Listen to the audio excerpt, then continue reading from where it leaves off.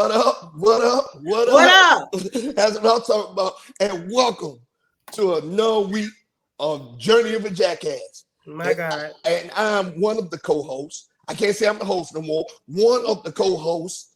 Well, you can say you're the host. I mean, I'm co-hosting, but well, listen, we're doing this thing together. Okay. Forever. Now, so right. I am Dyer Shakur, and I'm your co-host, and I'm here with the wonderful, sensuous, smart, educated, you cool. Put me on thick now. You know what I'm talking about, Miss S.L. Davis. Yes. Hi, how are you all? I am, of course, he just announced me, but I am the co-host to Dyer Shakur, which is also the co-host. And I am an author, S.L. Davis. I am here to rock the show with Dyer. I'm ready. I'm ready. Man, look, and tonight's a very, very special show because we have a very, very special guest. She's an author as well, scriptwriter, actress, you know what I'm saying, director, executive producer of movies, TV shows. I'm talking about, you can see these things everywhere. But we're going to get into that. Before we get into this, lights, camera, action, because that's what this is about, lights, camera, action. Because we got Zoey Taylor here tonight. So how has things been? How things with you? How things on your end? On my end, pretty good. Weather is sort of iffy. I just came down. I'm just getting over a cold, and I've been stopped up. I've been trying to use Vicks Vapor Rub and all the other kind of stuff so we can, take this show to another level. Because I was stopped up this morning. I really was. When you need some ginger and some turmeric. No, don't give me all that black stuff. Listen, you're from the country. And I rebuke you, Satan. I rebuke you, Satan. You live in the country. They got them neighbors next door, them niggas will give you some pig feet water and be like, drink this. No. Yeah, I do reside in Augusta, which is the little A. Thank you. The little A. The little A. But I'm glad you're feeling better though. You know what I'm saying? Thank you. Yeah. Did you get a chance to get some fresh air today? Because it did warm up a little bit. I did, because I got these nails done. You got to be able to see. I don't know if you can get into it, but my girl did her thing. Oh yeah, I see it. You see it? Mm-hmm. Yeah, I see it. Yeah, so I got out and got some air, got my little nails done, make myself feel better. Yeah. Okay, preparing for your trip. Yeah, well, I don't know if I'm going to go now because my son scheduled his ACT on the 11th, and I got to be back by the 12th because my surgery's on the 13th. Yeah, so we'll see. That's okay. We'll see what we're going to do. I mean, you know what I'm saying? There are going to be other opportunities. Got to get him out in the world first. Been around the world and yeah. Yeah, man. So, but that shit on my end, things have been going good. You know what I'm saying? I got my youngest son with me this week, man. Okay. And it's just been working. So, like I said, I've been pumping out these books. You already know that. I told you I finished up another one. So I went back and there was some edits and it didn't need to be corrected or whatever case may be. So you already finished that book? Mm-hmm. You talk about the one with the incest brother and sister? Yeah. You are done? Yeah, it's done. I'm working on the third one right now. Oh my God. What are you doing? I write. I got a lot on my mind. I need a drink. So anyway, man, we talk about all this good stuff that's going on in the world, right? And then we got Zoey here. We talk about lights, camera, action tonight. So story time with me? Go ahead, I guess. Story time with you, Dyer. Listen, okay, story time with me, right? So now we talk about lights, camera, action. We live in an era of OnlyFans, right? We live in an era of OnlyFans. Everybody putting their movies on Tubi and people just doing it for the gram and YouTube and all that stuff, right? Well, I come from a different era. I come from what we used to record on them little cassette tapes that you put in the joint that pop out and you just put the little tape in, right? I need another drink, yeah. Oh yeah, so I come from that era, right? Mm-hmm. So I call myself being a young, fresh, but you know what I'm saying, out here, I would give me here and there with the chicks that I was, just knocking off with. Okay, baby, I give me a little bit of footage. Just give me a little bit of footage, record the footage, You know what I'm saying? Have a good time. Just be sitting around, you know, on the camera with the camcorder where you just open the little flap and you can just look at the screen. I had one of those, and I would just look at the little screen. I'm like, oh yeah, I was wearing her out. Yeah, you know what I'm saying? Give me some So you thought. so I thought, right? So I thought. So I'm sitting there and I'm like, yeah, man, give me some good footage. I'm just looking at recording this stuff right here, right? Having a good time. So I kept these things every time I moved, because this was when I was in the military. So every time I moved, I would put these things in a little box, right? I put them in a little box. And I'm like, okay, I'm going to ship this box, right? So one day when I was leaving Hood to go to Lee, the box went missing. The box went missing. When I said the box went missing, the box went missing. Didn't know where it was. I only had one tape left. It was a little green tape. I still got the little green tape to this day, right? What? I still got the little green tape to this day. So anyway, so lights, camera, action, right? So I'm like, damn, man, all that good footage gone. So on my second deployment, I leave. And you know how when you go down right, people be sending pictures and videos and stuff like that. And they don't clean up the little catch photo, so you can just open it and you can see people with wives and you can see videos and all that stuff. So me being a creep on my second deployment, I opened up that catch folder, and guess what I see in that folder? Me. What? I'm afraid to ask. What? Yeah, me. Some of the goddamn footage. So I was like, oh my God, what is this doing here? I was embarrassed as hell, but I wasn't embarrassed because I was like, didn't many people know about that folder until later on. Remember, when people first found out about that folder, you had a chance to go in and clean the cash out or whatever the case may be. So when people started finding out about the folder, I was like, damn, I got to do something about this, right? So, yeah, let me get to the meat potatoes of this, right? So I had to go to my chain of command. They was like, hey, man.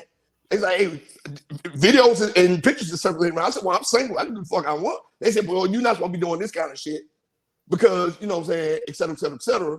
You know, it go against Army standards and regulations and stuff like that. You can't just be fucking women like this and recording yourself. You think you are a porn star? You think you Lexington Steele or somebody? Because my first article was cool. Like, you think you Lexington Steele or somebody? I'm like, no, man, look. It was an accident. I lost the box. I didn't know that the movers, whoever found the box, was going to load this stuff up, whatever the case may be, right?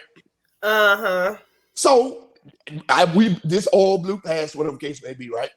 This all blew past, or whatever the case may be. So we get back, and everybody's like, yeah, man, we still laughing at them videos and the pictures of you with them chicks, blah, blah, blah. I'm like, man, fuck y'all. Y'all ain't getting none. You feel what I'm saying? So anyway, I get invited to a wedding. I was like, okay, cool. You know what I'm saying? I get invited to a wedding. When we go in that joint, we got blasted drunk the night before and woke up day drinking during this wedding, right? Guess what I had with me? The green tape. The green tape. So we sitting in there, and literally, I was like, I got on the microphone. Hey, I just want to share some memories about me and my friend. You know, since they got married, I just want to share some memories. I want everybody to take a picture. Take a look at the screen. I go in there, drunk, put the wrong tape in because I was supposed to put the black one in instead of the little green one. Put the green one in, hit play, and all you heard was moaning loud as shit, me crushing buns all up on the screen, and I did not know how to stop. No, man, listen, man, absolutely not. Listen. What?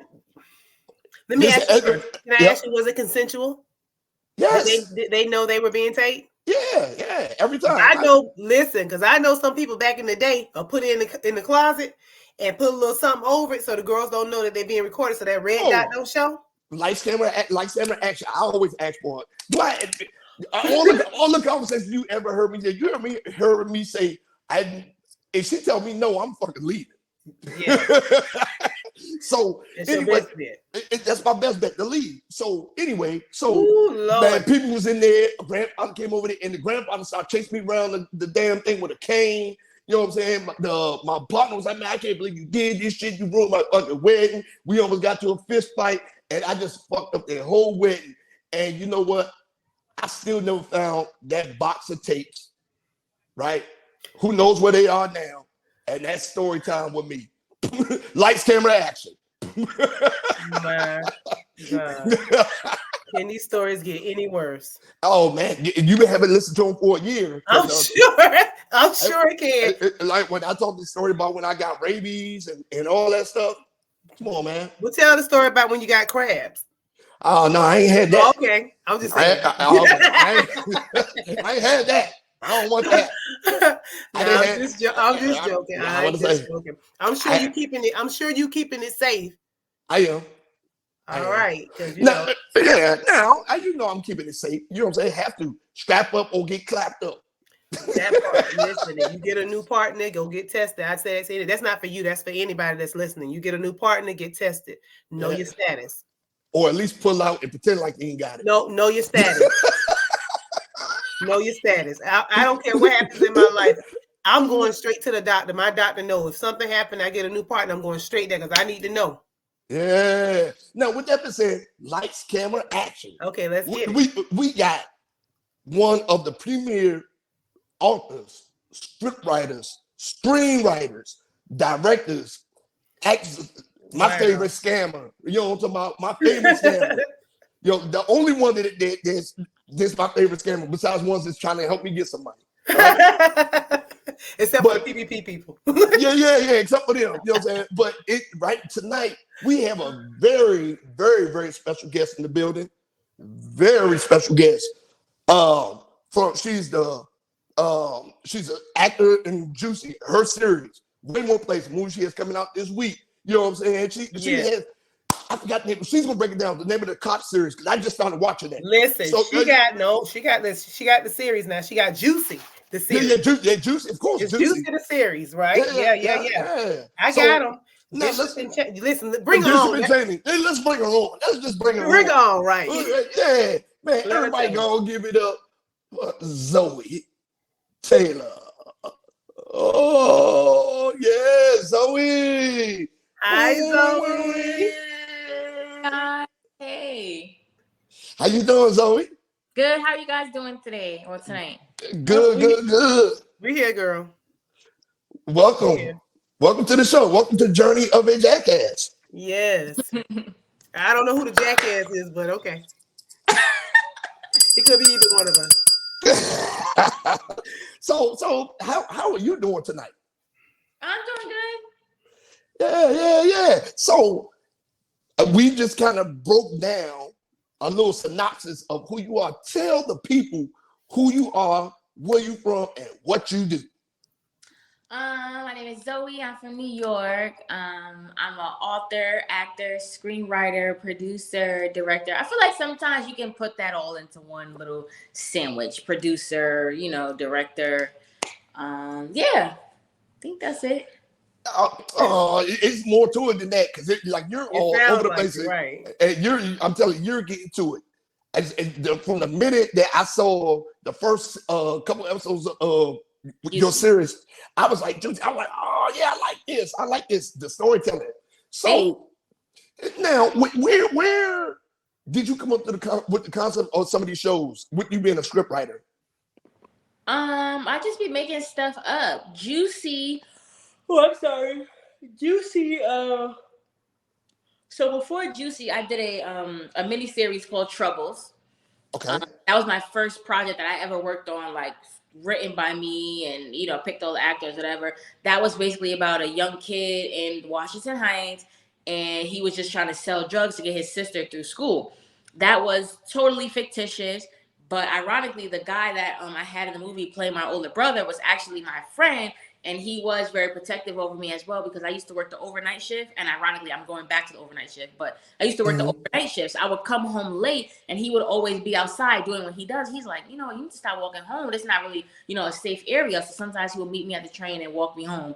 So that's how our friendship developed. And I just made that story up. Wow. And then I did another project. I did 3 parts to that. And then I did a movie called Gang, Gang, Gang, like a full feature movie. Had it in a theater, had a premiere just like I'm doing this weekend. And after that, everybody was like, oh my God. I really started getting popular. I had Don Q in there, a lot of known people at the time, including myself. And people were like, "Oh, you need to do a series about girls." And I'm thinking to myself, like, no, only movies, short movies and movies. But then I'm like, you know what? Let me just give the people what they want. We have momentum, whatever. So I'm thinking like, okay, we'll do a web series and it'll be about girls. So one day I'm just at my ex-boyfriend's house, my boyfriend at the time, and he's cooking, whatever. I'm sitting in the living room waiting for it to be done, and Juice came on. I'm like, oh my God, I could remake this for all girls. They want a girls movie. I'm gonna give them a short 1-season web series. Boom, and that's what the idea from Juicy came up. Wow. Okay.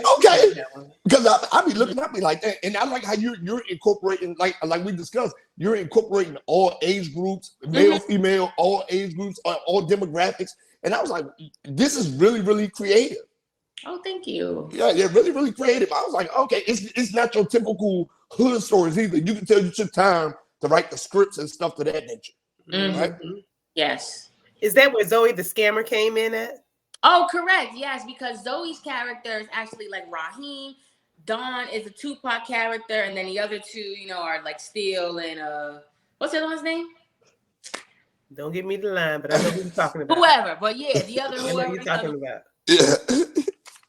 Yeah. Okay. Well, you are super talented. Can I ask you something? So, was this something that you've always wanted to do, as far as like directing, or is it something that you slept on overnight and said, you know what, tomorrow I want to direct? Well, like when you're in like second grade, you always have those things like, they're like, oh, what do you want to be when you're grown up? And I found mine. Mine said like an actor and an author, which is hilarious. Wow. That's really what I am. But no, I never thought about being a director or filmmaker. I went to college and I graduated, with the bachelor's, and then I was trying to go to law school. But I'm like, man, I took my LSATs, I got the scores, whatever. I'm like, oh my God, I gotta pay for school. Like my first school, I got a scholarship. So I didn't have to pay for that, but I had like took a loan, whatever. But now law school, I'm not about to take loans on loan. I just wasn't trying to do that. So and then it was. Go ahead. I'm sorry. Oh, my dad and I were shooting music videos, and at the time, then he was like, "Oh, write a short story," because he knows I was into, writing stories. I used to always write stories and stuff like that. So we just did it that day, and then that was it. And then it just kept going. You know what's crazy? I took the LSAT too. And the damn LSAT was hard as hell. Like it was damn near as hard as the bar exam. That shit was hard as hell. Yeah. The LSAT was hard as hell. Yeah. That's my mind. Like, it makes me feel like, oh yeah, I'm smart, Yeah. Well, evidently you are, because your creative juices are flowing and stuff like that. Yeah. So now I have a question for you. So what are some challenges you faced on your journey to this, to get where you are?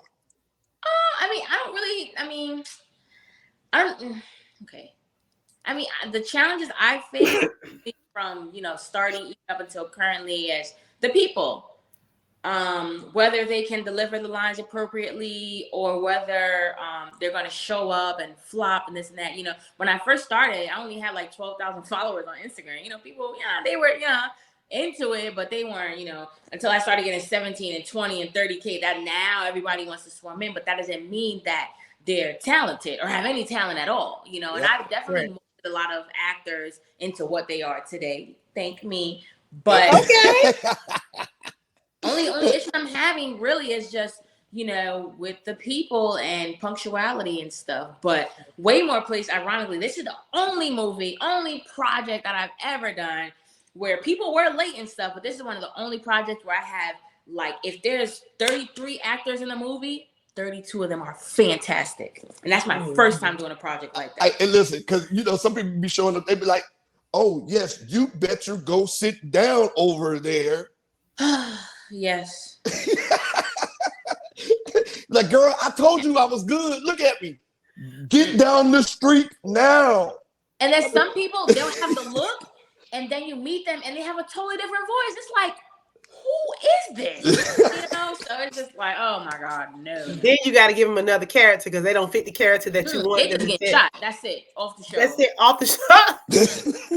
We don't have camera footage to waste. No. I know that's right. Not doing that. I know that's right. Man. So you actually had to put people up to say, like, nah, bro, you ain't it? No. I would never, ever embarrass anyone like that. But I'm not gonna say his name. Oh, I don't know. My dad's gonna be like, no. Well, anyway, I have an actor in my films. I mean, in my show Juicy, and he was in a big, big, big movie. He's actually still that franchise is continuing, and I am Offset, because he's always trying to play me, Zoe, and I'm telling him, you need to work on your craft. I don't care what these big time directors are doing. I have eyes and I have ears. You're not doing a good job. You're not believable. I don't care what Martin Scorsese said. I don't care. So I like to tell people stuff that's going to benefit them. And if they're going to listen to me, like, hey, you're not doing a good job because you're not believable. Whatever character you need to be, believe that. Yeah. So yes, I've spoken to people only if they've asked me, or if I just had to let them know, like, okay, they ask, oh, how come I don't have any more scenes? Because you're not good. Enough is enough. You're an extra. And just stay over there.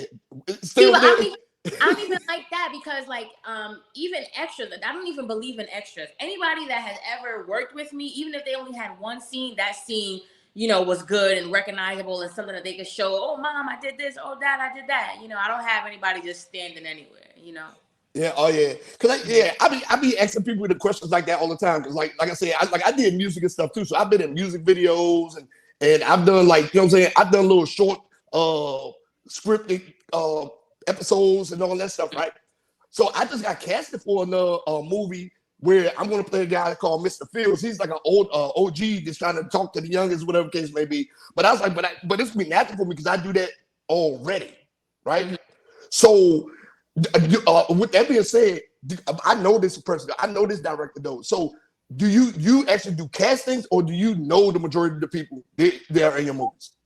At this point, I do castings, but before every other film that I've done, you had to know somebody that knows me directly, period. We're not even, like most of the people, like my very first film, that was my friends, straight up. My friends and people that I knew from the neighborhood that I lived in when I was going to college.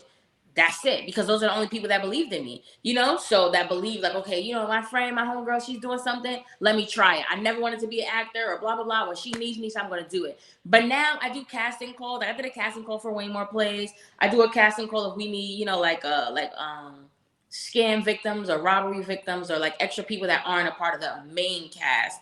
Okay. I do calls. Oh, yeah, I love it. Yeah. I'm about to say, because when it comes to like acting and podcasting and stuff like that, it's starting to become like the rap game. It's like everybody feel like they can do it.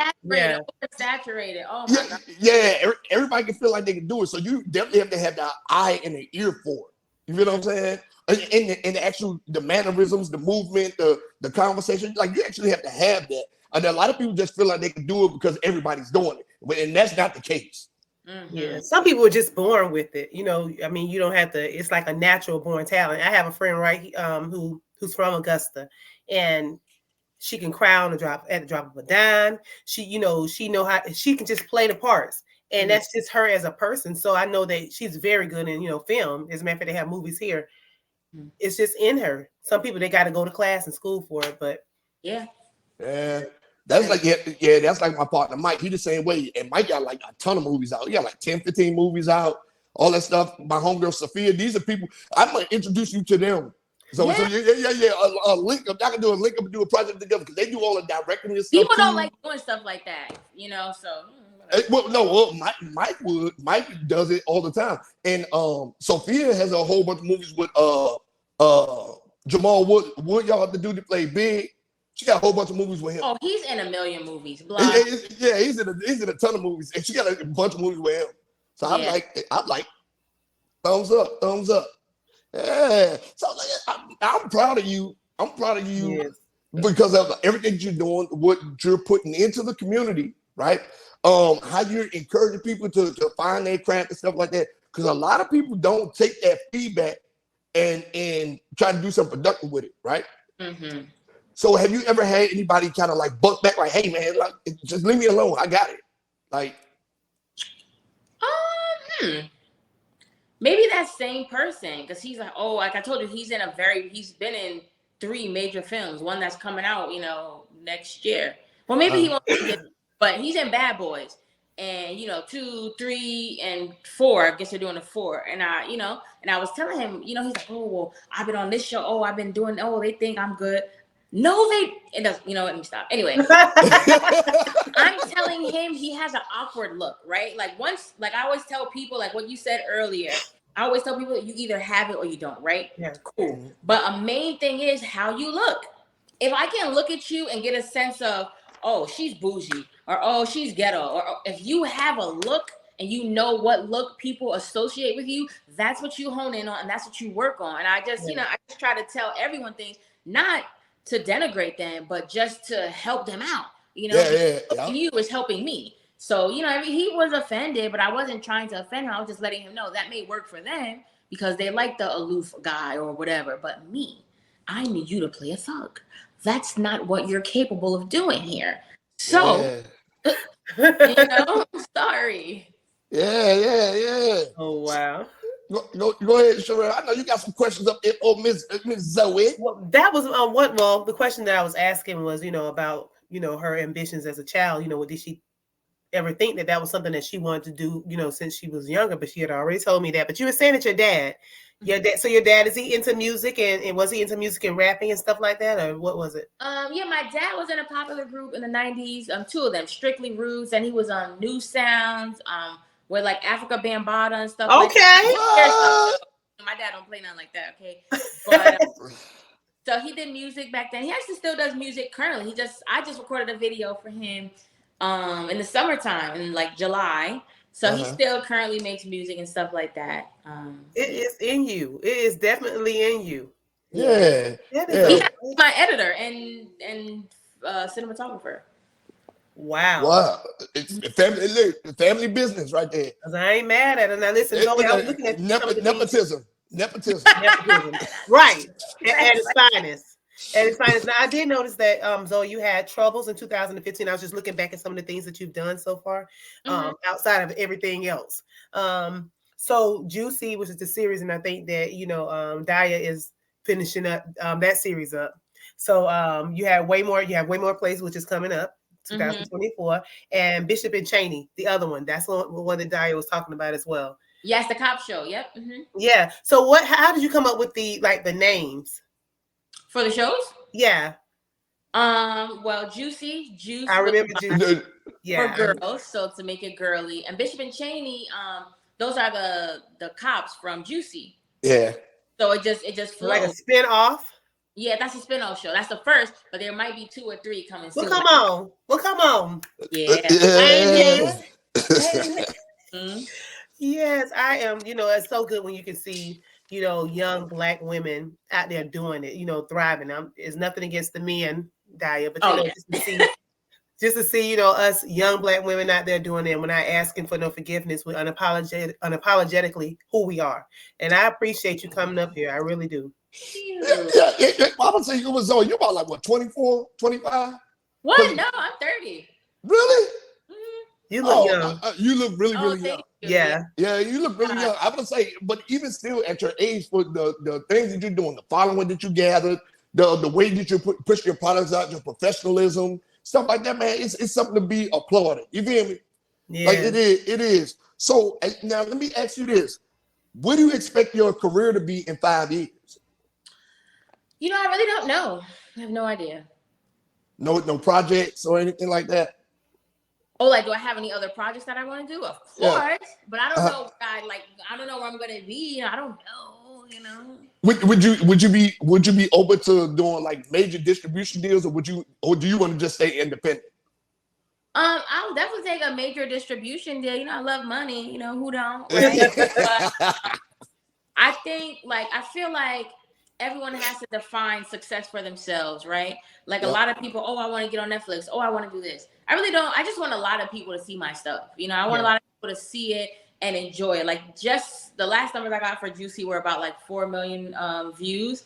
And, that's way more than we have on YouTube. So, even just for 4 million people to see something that I sat in my living room, my kitchen, at work, to write, that's what makes me feel good. And that's why Waymore Place is important to me too, because like a lot of people, like on the internet, is very negative, and people are always talking about broken homes and this and that, but I don't come from that. My family isn't that. So that's why I'm so happy to put like positive images back into the Black community. And although it may just be a pebble in the stone, in the sea of negativity, I'm just happy to, add something And you know what's crazy? That's why. Well, besides The Color Purple being a musical, right? The new one being a musical, but people, a lot of the people in the comments have been saying that they tired of seeing Sick of it. black brutality and all this stuff like that. They want to see the positive shit. So I'm like, I agree. There ain't nothing wrong with hearing this stuff, but it's like they don't want to see that kind of shit no more. They're like, even though y'all made a musical, try to make light of it. Like, no, people just don't want to see that shit no more. Mm-hmm. Like, I didn't see The Color Purple. I didn't see the new one, but I literally was just talking to my friend about it on Instagram or whatever app. And he said that he saw it, but he said he didn't like it either. I'm like, as a kid, I didn't like it, but as a grown up, I'm like, I didn't like it as a kid. Well, she's younger than us. I love The Color Purple. No, she's not that much younger than us. I'm only 40. You know, so like, I mean, imagine when that came out, maybe I was 15 or something like that, 14. Yeah. What? Yeah, 15, 14. Why would I want to watch? Well, when Color Purple came out, you had to be about 2. No, when Color Purple came out, that was about 85. It was like 80. Yeah, I was like maybe in. I was like 5. Okay, well, 85. I was in 5th grade. Yeah. No, I wasn't born at that time. I was born in the 90s. That's what she said. Yeah, that's what I'm saying. Yeah, I'm a 90s baby. But I'm saying, like, when I did see it, it's just like if you watch it, maybe to watch it over and over again, you would be like, okay, it's more like a comedy to me now. I mean, back then it wasn't. So to look at it, to look at what we were looking at, you know, back then, and then look at the musical, totally different. Oh, and I'm not a musical type person, so I didn't really enjoy it myself. So it was like, where did he die? He died on top of me. They left all the staple pieces of the staple parts, like that on top of me. You show is ugly. All of that was left out of the movie. Good. No. Those are the things you were looking for. I feel like that was like, why do we want to keep hearing people put black women down? I get it. I totally get it. I'm good. But when they remade it and they took everything out. So the new generation would never be privy to what we had. Good. I gotta take another drink, child. you gotta think about this though, right? So you wasn't born yet, but in the 80s, they wouldn't how we got all this cancel culture and all this bullshit out here now. Back then, it was cutthroat. The movies was cutthroat. Exactly. So those movies were depicting times from back, a long time ago. It wasn't really depicting like 1980, 1990. It was like from the early. Yeah, I'm sure it's old. I'm sure. I still hate the concept, but I got it. No worries. We won't talk about it no more. She's over it. Yeah, like I'm over that shit. God damn it. Like I don't know what you're talking about, but fuck that. We on the Waymore Place. Yes, back to Waymore Place. Let's talk about it. Yeah, we on the way to. So now, give us the breakdown. You said Waymore Place is about the family dynamic. Give us a brief synopsis. Give us a little breakdown of what this movie about. This movie is about a black family, a mother, a father living together, married in a home, and they have 4 kids. Now they have, the 2 younger ones and 2 older ones that they had when they were teenagers. But there's kind of like this dynamic of the younger ones are being raised better and the older ones were pushed out and shoved out. So now it's this like kind of tussle within the family, and they're just trying to, work through that. There's a therapy scene. Like, these people lucky I didn't have a camera when I was like 10, because I would have been outside. But it's just showing the multiple complexities of black people, not just drug dealers or single moms, and a lot of my beliefs are in that movie as well. Obviously because I wrote it, but it's just showing people an experience of a black family. Because I grew up in a big family. I have like what I was going to ask you. 7, 8, 9 aunties. I'm an only child. But I have a lot of cousins, and all my aunties and my mom were all pregnant at the same time. Wow. So all my first friends were my cousins. So I grew up in a big family. So I just kind of wanted to recreate that for the movie. Now you know what's crazy, right? What you just said about the family dynamic, about the older ones being pushed out, the younger ones getting to stay. I'm the oldest of 9 kids, right? So I'm the oldest of 9 kids, and as we got older, moms once we turned 18, you had to get out. But as the house started getting empty, she started calling the younger ones like, "Hey, I ain't got to go." Y'all can stay as long as y'all want. You feel what I'm saying? So I feel that all the way. You feel what I'm saying? Like I feel that shit all the way.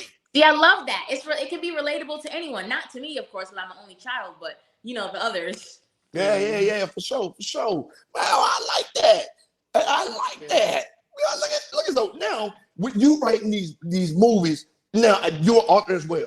Mm-hmm. Break down what these books are about. Okay, well, I want to go with my newest book, Secrets of the Grant Coven 2, which is also about a big family, because you know that's me. But so basically, that book that's like fantasy fiction. Okay. Or I guess they call it urban fiction, but it's about a family in the Bronx. The grandma's murdered.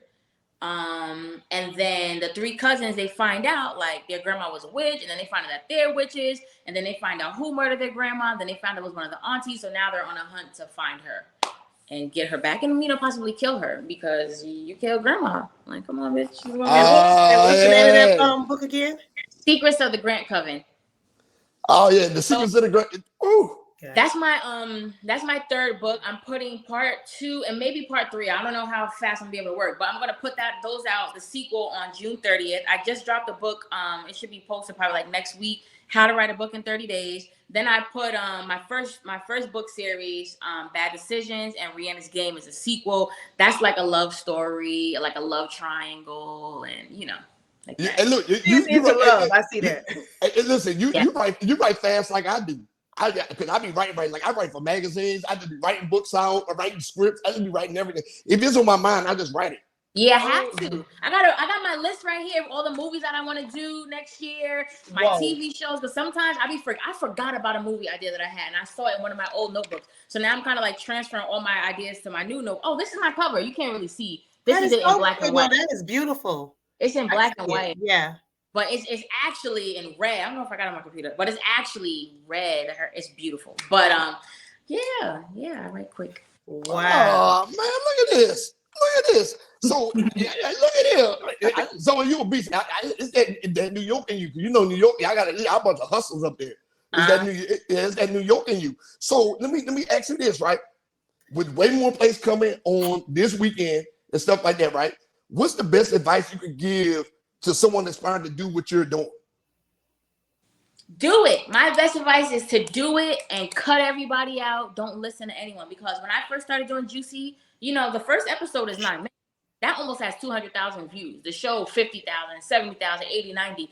And a lot of people are telling me, oh, nobody's going to watch that. Oh, that's short. That's too short. Where you have other shows that are an hour long. I'm not sitting here and watching something for an hour long with people saying, yeah, and word, yeah, because F that B. It's no substance and it's too long. So what I would say is do whatever you want to do and cut the naysayers out, because you don't have to prove to anyone what you already know. If you're talented, you know it and you feel it. So just do it. And listen, that's another reason I can relate to that, right? So I was on a podcast. This was in like 2020. And I told them, no, it was in 2019. I was on a podcast. And I told it was like 6 people on it. And I told them I was going to write a book, and everybody started laughing. And then a couple months later, the first book was out, and it sold damn well. Everybody's like, oh man, I love this book. And I just kept pumping them out after that. And then, it was just that little piece of that fuel that pushed me to do something that now I'm just a beast at. Yeah. See, and that's why I think like who you associate with and hang out with and communicate with is very important. Because if I say I want to do something and you're laughing, oh yeah, I'm packing you up. Because a lot of people, they don't have any dreams for themselves. And I don't hang out with people like that. If you don't have a goal for your life, it's not even just like writing a book or writing a movie. Even if it's like just getting a new job. If you have no goals for yourself, I'm not sharing my goals. I saw something that was like, goals too big, I can't even share with nobody. So sometimes you got to just, and just do it. And that's what I was talking to Daya about. This is my third book. Well, I'm working on the second one. The second one is getting edited and formatting while I'm working on the third. He encouraged me actually to go ahead and just, keep writing. So now I'm almost finished with the third. I got the cover. I got everything. Listen, yes, you did. To, just do it, because at first I'm not a writer. You know what I'm saying? I didn't think I was. Let me say that. I didn't think I was a writer. I barely even read. Although I'm good at read, I barely read. Yeah, I'm an audio person. I gotta hear it. Oh yeah, that's right. You did say that. I like audio. I'm more audio. What the fuck you talking about? You because no, I was about to say. But I guess when I took that initial step to do it, because it was actually a journal at first. I was just journaling out my life when I was overseas in Kuwait. Mm-hmm. And it went from journaling to an actual book because it was my life. That's good. And then I made it a series. So it's Don't Ask, Don't Tell, Broken But Not Shattered, Don't Ask, Don't Tell, You, Me, and She, Don't Ask, Don't Tell, This Will Defend. I'm just thankful to God that he's giving me, he's just giving it to me. That's great. Yeah, thank y'all. I mean, y'all talking, encouraging me more. So she was a pimp in one of her books. She was a madam. In her past life, she was a madam. Were you a pimp in real life? Something like a pimp.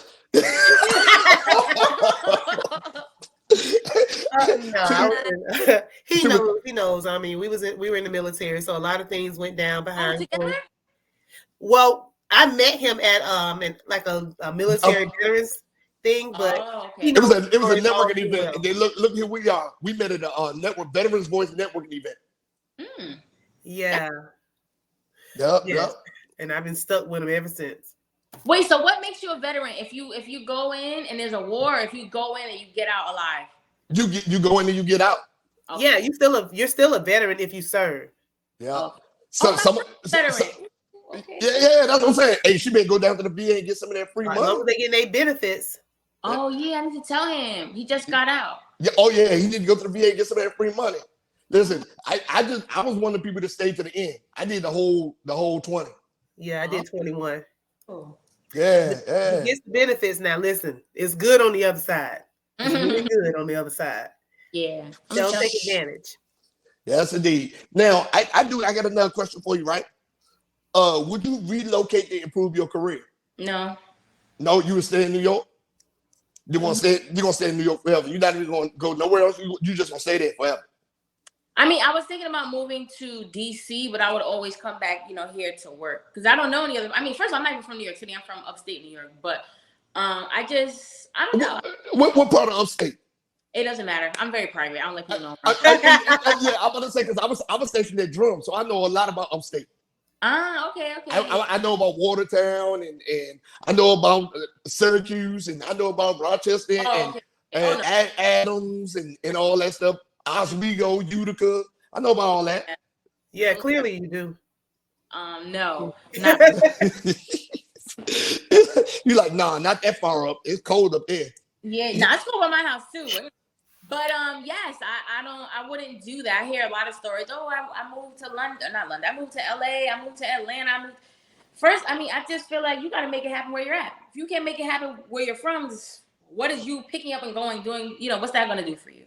If you don't got, you don't have it in you. Man, you know what's crazy? A lot of dudes would just be picking up going to like LA, right? Man, they go over there, they meet people. It'd be like 10 of them living in the house. You know what I'm saying? Trying to make it, stuff like that. Struggling artists, right? I would never. Atlanta too. Everybody go to Atlanta for the music. They get down there. Atlanta, yep. I'm moving to Atlanta. I'm running down there. Well, I mean, you're just moving because you want to move, not because you're chasing anything, right? Well, I'm actually chasing a chick. So I'm chasing my dreams. Oh, I really want to get around people who are, authors and because there's not a lot of things to do that here, and I'm like 2 hours away from Atlanta. So I want to be around people who I can network with. And it's hard to do that here. And my son graduates this year. So okay. Yeah. I mean, that makes sense.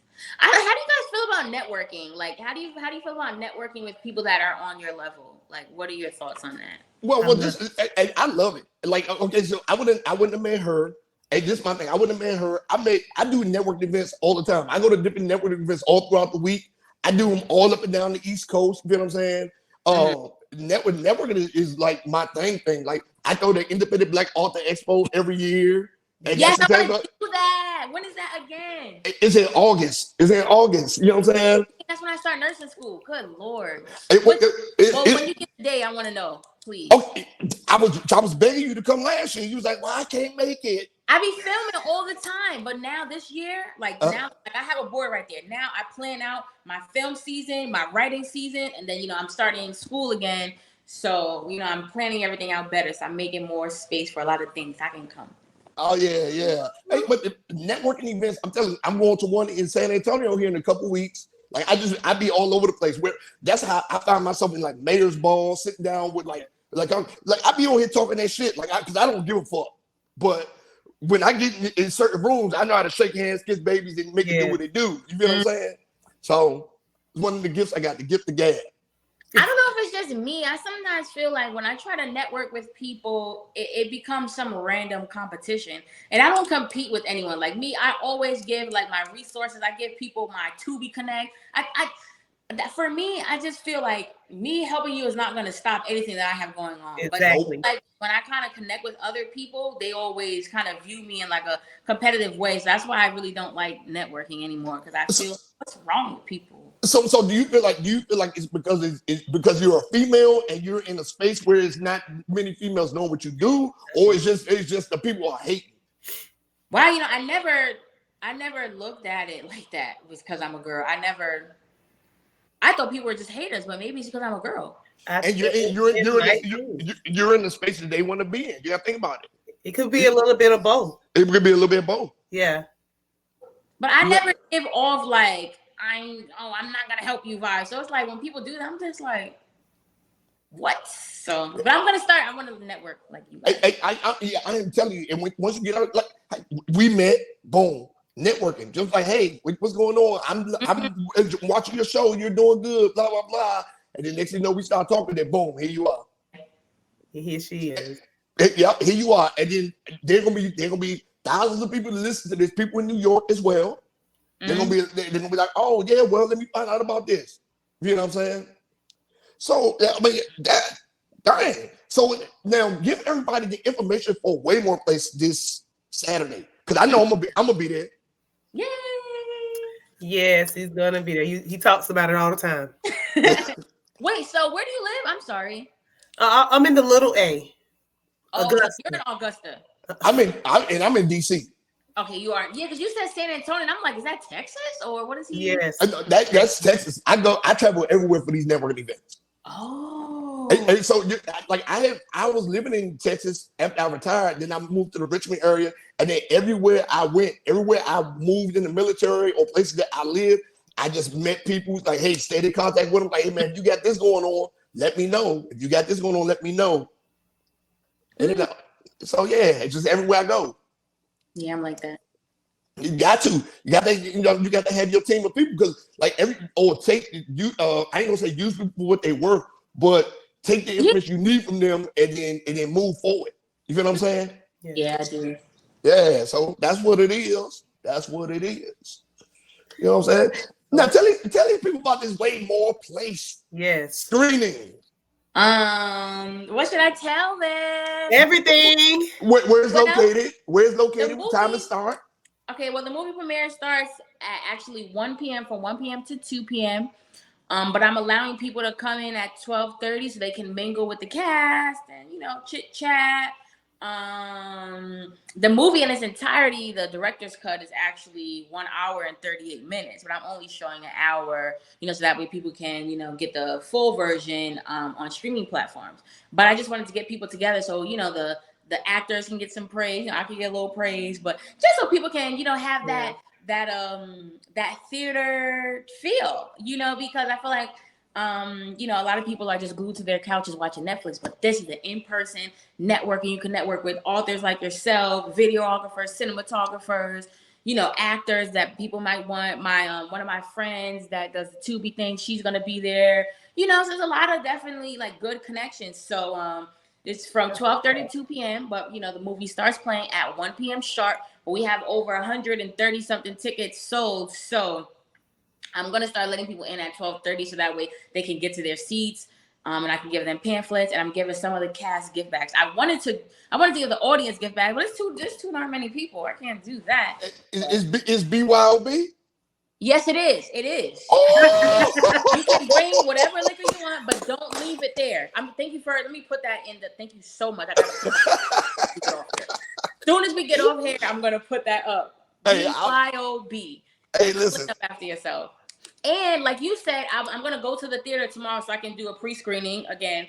And then I'm going to look in the area to see where we can go to get drinks. Because last time when we got drinks, we went like a little further uptown, but I want to stay close for the people that really don't know the area because, oh, you know what's crazy? One of the actors, he lives in Baltimore. That's next to DC.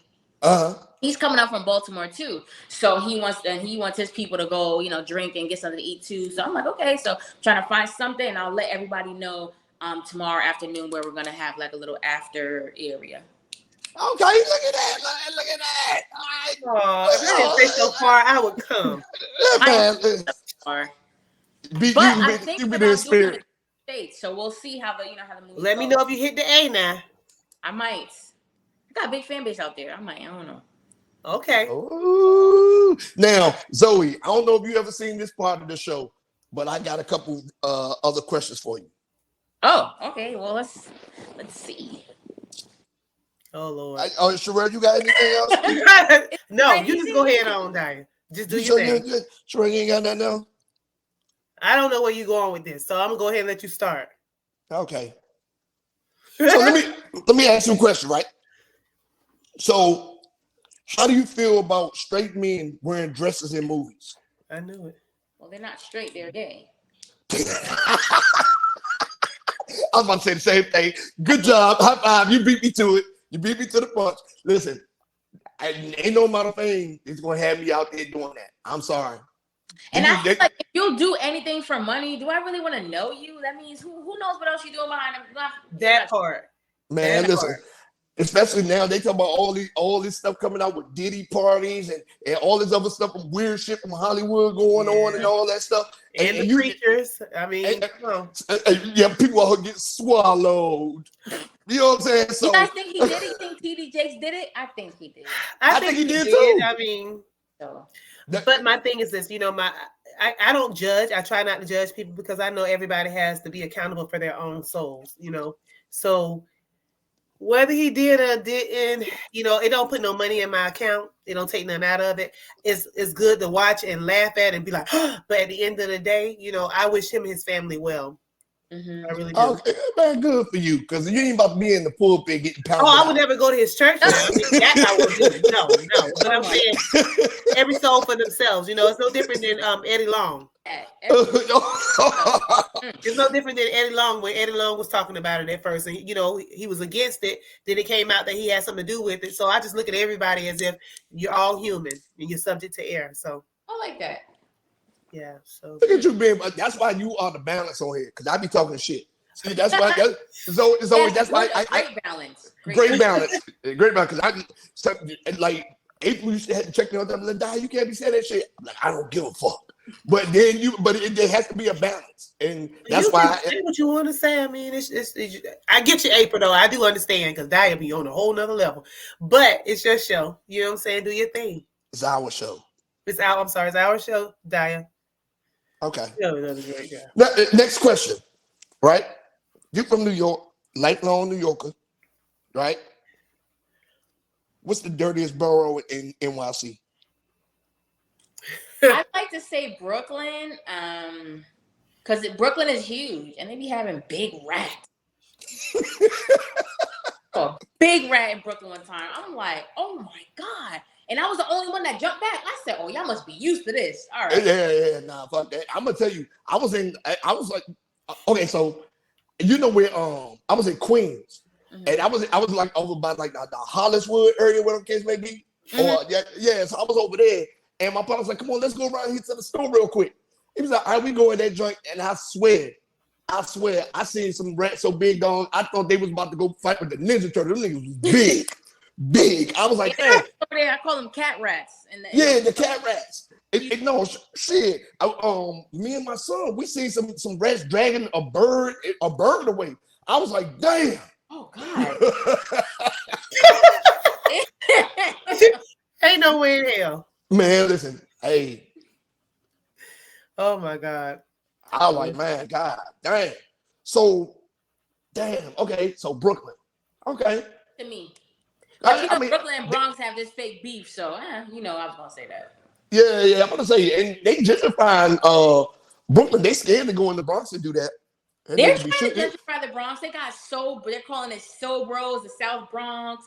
They're building, buildings. They have these things called like the arches. It's the cusp of Manhattan and the Bronx. Huge buildings. Got a driveway, a big awning, everything. So they're definitely trying. I'm happy they hopefully stay down there. Trump doing that. Mm-hmm. I like Trump. I mean, hey, that's him. All right. I'll accept it. Trump. I think Trump about to be the president, man. He better be. Come on now. Yeah. I think he's gonna make it again. Yeah, he about to be president. All right, so okay, cool. Next question. How long you think you would last in the zombie apocalypse?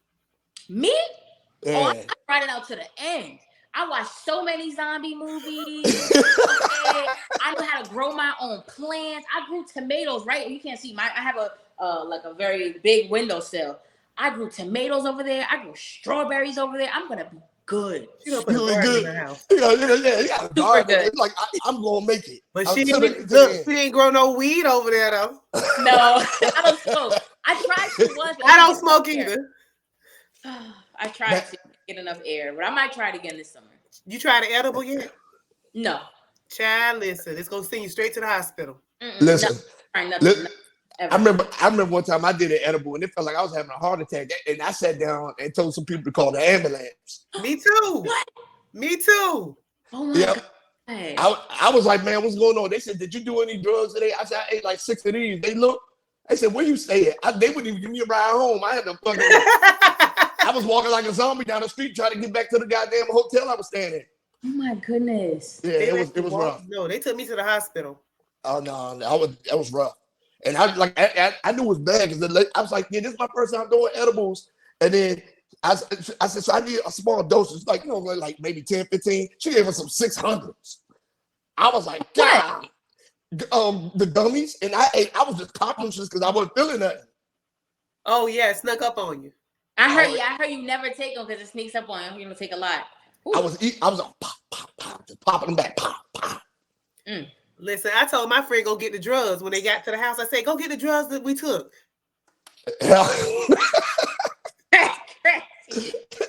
But look, Zoe, listen, I ain't got no more questions, but I just want to mess with you for a little bit because we are here so the people know about Waymore Place. Waymore Place. Absolutely. I can't wait to watch it. Yes. It'll be on Tubi and Cineverse. So I don't know the specific date yet, but I'm gonna look in my book and I'll find out.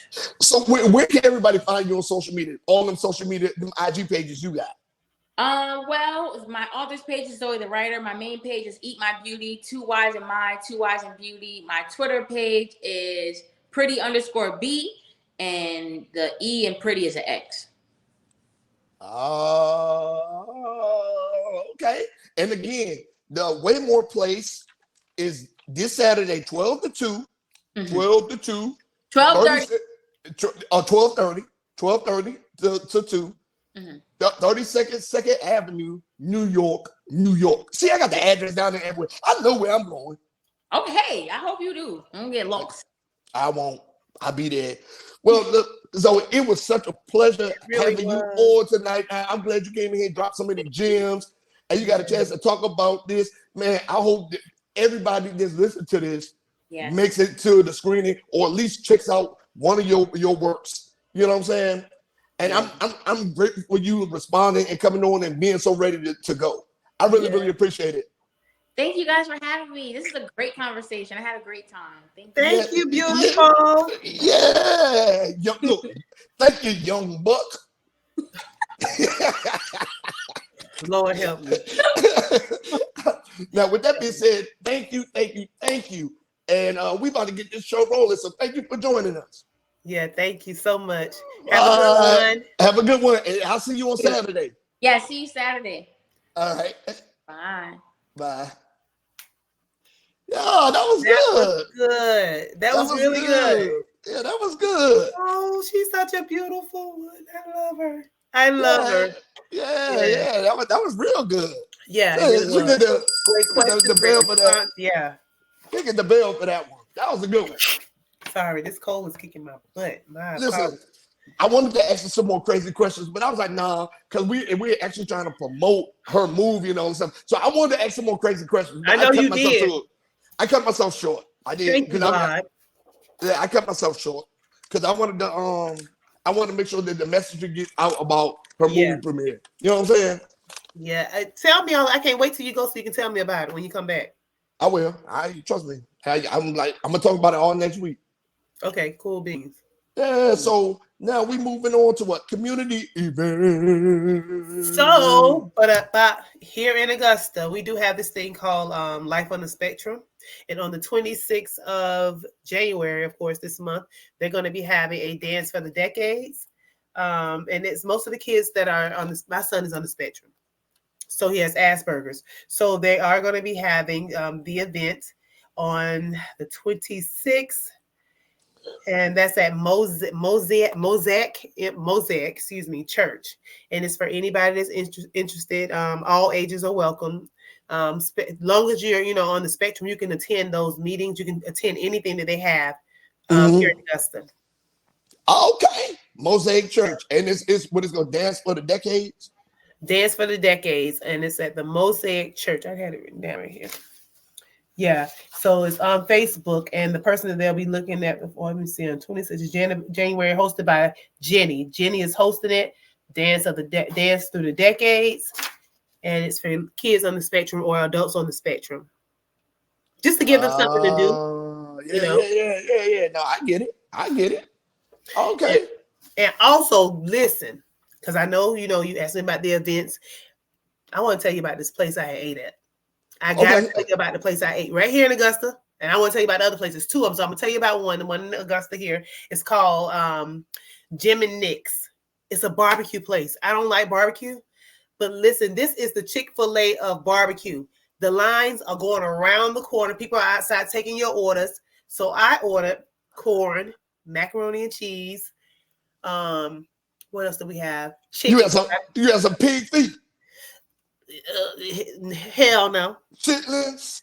Even though I have had pig feet, but I've gotten away from the swine because lips that touch swine would never touch mine. But excuse me.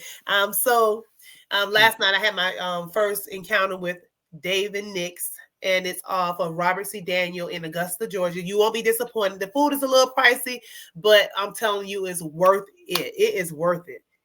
After they burned down the macaroni, it's worth it. So, damn. That place, and also Hungry as Fuck. Excuse my expression, but it's called Hungry as Fuck. It's in Atlanta. Excuse me, Hungry as F. That's what they want you to say, but it's called Hungry as Fuck in Atlanta. It is it's next to a gas station. The best food ever. Hungry as F. Hungry as fuck. Yeah. Hungry as fuck. Yeah. But now they got 4 locations. So it was only two, and then they opened up 2 other locations. So now it's one in Decatur. They also have it in Atlanta, Georgia. One that's off in South Fulton, and if I'm not mistaken, the other one is actually that's still in Atlanta, Northeast Atlanta. So try it. It's called Hungry as Fuck. The one I went to is next to the Shell station. And I just went there to get something to eat. And it was the best food I ever had. It's better than Slutty Vegan. I like Slutty Vegan. I've never had Slutty Vegan, but guess what? She's opening one in the airport. Really? In the Atlanta, yep. Yeah, man. What's the name? Damn. That was Vegan on the Fly in Manhattan and Slutty Vegan. Those spots are great. So Vegan on the Fly, if you compare, how is it in comparison? Is it better or the sides are better at Vegan on the Fly? The sides? The sides are better, like the macaroni and all that stuff is better up there. But then, like as far as like the sandwiches and all that stuff, the burgers and everything, yeah, Slutty Vegan got it. Listen, Pinky Cole is doing her things. When you say from bottom, or started from the bottom, now we're here. She is the true definition of started from the bottom, now we're here. So next time I want to tell you about the book. Okay, yeah, because I want to say that one, and then the third place is in Midtown, Houston. Is a vegan soul food place. Man, yeah, they should be smacking too. I be eating there a lot. Really? So, yeah. Up down here in the DC area, we got a couple cool places. We got we got E-Life and Soul Terrier, but they should don't be smacking like these other places. I've never eaten vegan food. You won't. It's like vegan. You won't be able to tell the difference. I heard that one of my friends, one of my homeboys, he's vegan. He was telling me about it. He was like, if you get into it, you won't even know the difference. Like you wouldn't even miss meat. And he was showing me some Impossible burger meat. Yeah, I may have to try that. Yeah, you like with them. I don't know what she's doing, but you can't even tell the difference. I'm like, dang. And then, but the thing is, that stuff is fast food too. That's why you be seeing so many fat ass vegans walking around this. Right, because you're forgetting about the bread. You're talking about the mayo. You're talking about everything. Yeah, you're right. Yeah, it's a whole bunch of fat ass vegans walking around this because they out here eating Impossible burgers and stuff like that. They ain't eating no vegetables. They just eating all that Impossible shit. Yeah, that's true. Yeah, that's so true. Well, you already know my community event, Waymore Place screening, 12:30 to 2, 32 Second Street, New York, New York. Can't wait to hear about it. Oh yeah, I'm be in there talking shit too. It's BYOB too? Shit. BYOB. Shit. I'm in that joint. Like, oh, I'm about to have the finest of cognac sitting between my legs while it's sipping.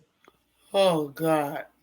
Don't be bringing that brown paper bag up in them people's stuff, Diane. Shh, you already know what it is. Ain't gonna be no 40 in it though. Ain't gonna be no ripple. What you gonna sham pipple? Shit. Ain't gonna be no sham pipple. Hell yeah. So with that being said, those are our community events of the week. Now we're moving on to the read of the week. Read of the week. Read of the week. Read of the week. Read of the week. Read of the week. So read of the week this week. Read of the week this week. I got Hustle Harder, Hustle Smarter by 50 Cent.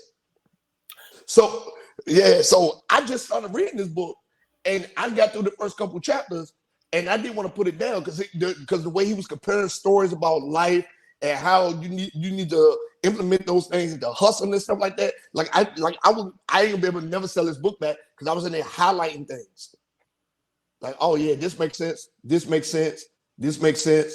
This makes sense. Right here, so that, in my first sitting, I made it through like the first 80 pages, the first 80 pages of it. You feel what I'm saying? So this week's read of the week is Hustle Harder, Hustle Smarter by 50 Cent. Curtis Jackson, right? Curtis. Good old Curtis. It's a great read. I'm telling you, I'm like, damn. Like in some of the things, even in his other book, some of the things he discussed he had to go through, he kind of reiterated and reinforces it like, hey man, look, this shit ain't gonna be no cakewalk. If you want to be successful, you got to keep going. You have to strive. But the way he articulates it, you be like, oh, he a street nigga for real. All right. Yeah, he's pretty smart, outside of just rapping. I think he's a hell of a entrepreneur. Yeah, because he about to open up that G Unit Studios in Shreveport. He opened up his own studio campus. Really? In Shreveport, yeah. And what's that called? G Unit? G Unit Studios. Oh my God. So because he got like Power, he got that show that was on NBC with the convict that became a lawyer, stuff like that. Like those shows, he about to be recording all that stuff on his own studio, just like Tyler Perry got his own shit in Atlanta. You know what I'm saying? In Hopewell, they got a place in Hopewell, Virginia too, like a little movie producer lot. So he's opening his own in Shreveport, and that's gonna help the market. Shreveport is kind of poor, besides the college and shit like that. So that's gonna bring jobs out there. So with that being said, that's my read of the week. I enjoyed it.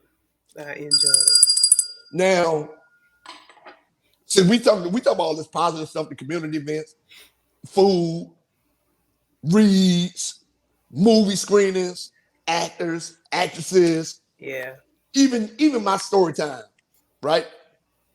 All that stuff was positive stuff, except for the fist fight that almost occurred at the wedding. So now it's time to get into the dumbass of the week. Dumbass of the week. Can I give him the dumbass of the week? You can. Fuck is she talking about? It's a she this time? It's a she. She's fucking stupid. It's fucking stupid. Sorry. Right? Uh-huh. She be all right. This fucking idiot. So my dumbass of the week is the brick lady, Roda Osman. She's the one that went and said, I turned the dude down, and then hit her, and then said she got hit in the face with a brick. Right? Yes, I remember that. Remember her? She got hit in the face with the brick. I remember. Okay, so look, the brick lady. This is why she getting dumb as a week, right? The brick lady, woman known as the brick lady, just posted a video of her in Jamaica partying it up. I love Jamaica. I'm never going home. I love Jamaica. I'm never going home. Right? Partying it up, right? So she is being charged in Houston after being accused of making the whole thing up. After making the whole thing up, she raised $42,000 on GoFundMe. Before GoFundMe could actually freeze it and all that shit. Yeah. Oh, yeah, she took that money up out of there, went to Jamaica, bought a couple bags, all that stuff like that. So let me tell you, she is facing felony charges from the prosecutor. Keith Houston says it's not the first time she made false claims of assault. Now, video proof showed that she was out there smacking people. One dude asked for a number, she smacked him. And she was out there just smacking random people. Video showed nobody touched her. Nobody. Right? She went viral for claiming a man assaulted her, causing no divide with black people. Y'all, all the black men that stood around, nobody protects black women, blah, blah, blah, this, nobody protects us. Why did I do to deserve this? You fucking dummy, right? Cameras everywhere. We live in a police state, cameras everywhere. So she lied about the whole thing, right? So court documents says that she used a made-up story to fraudulently raise at least $40,000 on GoFundMe. It's believed the surveillance video outside the club contradicts Osman's claims. You fucking idiot, right? So a video was found of the defendant and a man believed to be accused of assault. As both of them got out of the car, the defendant slapped the male. He responded by slapping her back. He did have a water bottle in his hand, and that is what he believed that left a mark on her face. But it was described as mutual combat by the police. And Texas got mutual combat laws. Like they do. If me and you in the house and we go in the front yard in the state of Texas and we get to a fist fight, police ain't gonna lock one of us up if it's mutual combat. Fun fact. Really? But if they have to call, I guess in other states, if they have somebody calls the police, somebody going to jail. Oh yeah, no. But if we mutually fist fight, there ain't nobody getting locked up as long as there ain't no more violence after that. Right? That's crazy. So what's crazy, social media detectives played a huge role in cracking this case, right? So the detective had to come. People were already reporting to GoFundMe that it was a fraud and that they suspected it to be a fraud, right? So everybody that's been donating have been trying to get their money back, but the money is gone. It's gone. It's not in the GoFundMe no more. So now, not only is she going to go to jail for... Get charged for that. She gonna get charged for that for what is it for wire fraud. She gonna get charged for wire fraud. That's a federal offense, a federal felony, right? Mm-hmm. So for making a false police report for felony theft by deception. She will get charged for that, right? And then if the dude want to press charges, he can. Because he was trying to leave and she hit him first, he can go back and double back and do assault because those statute of limitations or whatever the case may be. So right now, my bad. It says they did freeze what little bit of money was left in the account because she could take it all out at one time or the IRS would get her, right? So anyway, her dumb ass is going to court and facing all of these felony charges because she want to be popular online for a bunch of motherfuckers that do not give a fuck about her. So just because she wanted to do shit when nobody gave a fuck about her, I hope she sits in fucking jail for the next 7 to 10 years. And that's why she's getting my dumb ass of the week. Fuck is she talking about? Goddamn brick lady, stupid ass. You're fucking idiot, think man. that's the more of a mental issue. It is 33 years old. Hope you don't come home till you're 40, bitch. Well, that wasn't nice, Daya, at all. I don't care. That wasn't nice at all. Out here, got black men, got black women looking at us like, well, we protecting y'all and all that shit. True. Man, you sit your funk ass in that female prison with birth in there. Fuck is you talking about? That's a dumbass of the week. Fuck is she talking about? What, Daya, you were I know you're probably going to get into this soon. You were asking me about trips. Is that coming up next? Yeah. Travel tips, baby. Travel tips. What we got going on? Travel tips. Yay! So we were talking about last time when we were on the episode of the podcast, we were talking about places that I had been. So the last place I had been, which was not even a month ago, was Turks and Caicos and the DR, Dominican Republic. It was on a cruise. So the cruise line, because I did it through a friend of mine, was only $18.87. And that's if you book it through a travel agent. Now, the travel agent, her name is Ashley McGriff. She's with Been There, Done That at Gmail. Been There, Done That at gmail.com. She's a really, when I tell you she's excellent, she is the best. We had everything. Of course, you know, you have the drink packages and everything. You have to pay for that separate. Yeah. I'm not a drinker, but let me tell you, the drink package is needed. It's needed. Listen, I did an 8-day cruise without the drink package. So I paid for excursion and I bought a couple other things, right? But you know, I was on there just buying people drinks, having a good time. 8 days. I get off because I didn't have the drink package. I get off that motherfucking cruise with a $2,200 bill. See, and for me, I don't drink like that. So, you know, if you got a friend and your friend don't drink like that, then you can give them a couple of dollars and ask them to get you a couple of drinks because it's 15 drinks per day. Who's gonna drink 15 drinks per day? Oh. I did on my birthday cruise. On my birthday, on a regular cruise. Okay, maybe. But on my birthday cruise, I drink Hennessy with my pancakes, baby. I know your kid was screaming for water. I knew he was screaming for water. Baby. Listen, especially when we got to. It was hot as shit. We was in St. Thomas. It was hot as shit, and I was like, I went to the beach and I put my feet in the water, and I was like, man, this shit ain't enough. And we was out there drinking too. I was like, man, fuck this. It wasn't enough. You was toe up from the flow up. Man, listen, them days at sea though, it's easy. Like if you're having a good time, stuff like that. Like I would be drinking, like I would waste my shits. Like I would drink like Trulies and shit like that. It's like it's not all liquor. Yeah. You feel what I'm saying? So, but I'd be like, yeah, man. I get it. But well, so with this one, I'm still stopped up. So y'all, I'm so sorry. You're good. I'm trying to work through it. I really am. But with this one, you don't need a passport. But listen, Black people, even though they say you don't need a passport, get one anyway. I mean, the whole line with the birth certificates was full of us. It was full of us, you know, our own kind, standing in line. That's a long line. Niggas. Birth certificates. It was niggas. With an AH or the ER? With the AH. Okay, with a hard AH. It was us niggas standing in that long line with a birth certificate. Get yourself a passport. It don't take long. I know a lot of people say it takes months, but for some people, it only took them about 2 weeks to get it expedited.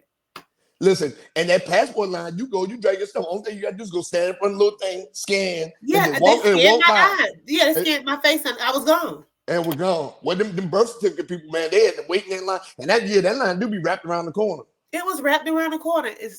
Save yourself. Just get a passport. Stop asking your mama for the birth certificate up under the mattress. Get yourself a passport. Yeah, niggas. And start wearing bonnets everywhere. I swear to God, on that cruise, it was so many of us, our people, out there with bedroom clothes on in the middle of the day and bonnets. Niggas with a hard age. You coming out here in the middle of the ocean. You supposed to be in a bikini. You in a bonnet and some a goddamn bonnet and night clothes, and one old lady had an elderly lady had on a robe, but she had that robe on the whole time. So eventually, I ran into her and I was like, "Hey, how you get that robe?" And she was like, "Oh, you got to cruise a lot in order to get this." I'm like, "No, baby, you need to take that off." That's all I was going to ask you. How you get that robe? Because you need to take it off. Yeah, real. Like, crazy. But other than that, Turks and Caicos is the way to go. I would never tell anybody really to do a tour, because the tour itself only takes you around the island. You don't really mingle with the locals. Dominican Republic, we mingle. But the other one, we really did. We drove around and. Yeah, I went to Turks and Caicos. I just get all the best bars are right there, and the stuff to do is like right there, walking distance. See. Yeah, so yeah, it's like.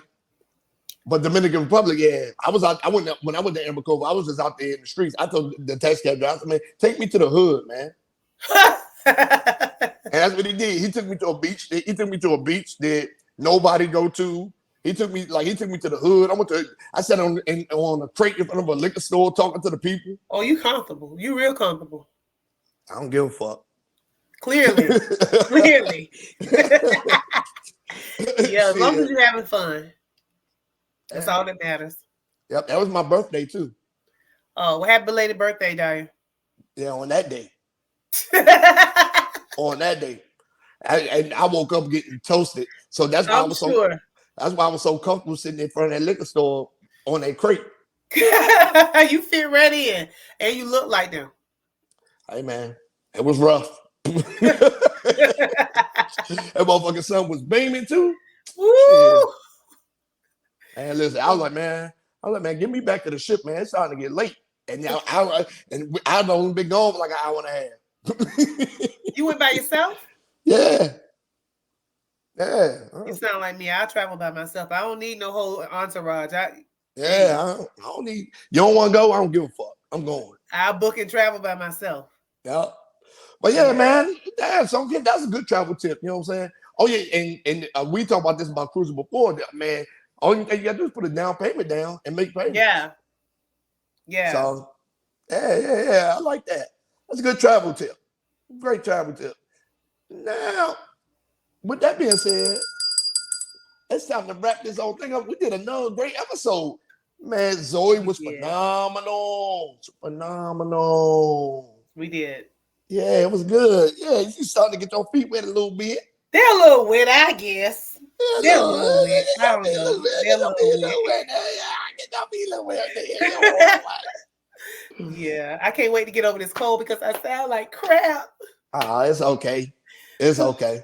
They can still tell you a female. You better know I'm a female. Born one. Born one. All right, now with that being said, tell everybody where they can find you at. You can find me in the club. You can find me. You can find me on Facebook. Sherelle, Sherale, Miss Vet Davis. And you can also find me on Instagram. And my Instagram handle is just Sherelle Davis, and is linked, of course, to my Facebook. And Instagram, Facebook. Just hit me up on those two. Yeah, okay. I'll be on the other ones. Hey man, well, y'all already know where to follow me at, and I'm gonna put them in every comment, every time I post a video or something like that. It's gonna be all over the place. Y'all already know what it is. You know what I'm saying? Now, with that being said, we've come to the end of another great show. Good. Another great show. And I think it's time for us to go. With that being said, peace out. Peace out. Get off my horn.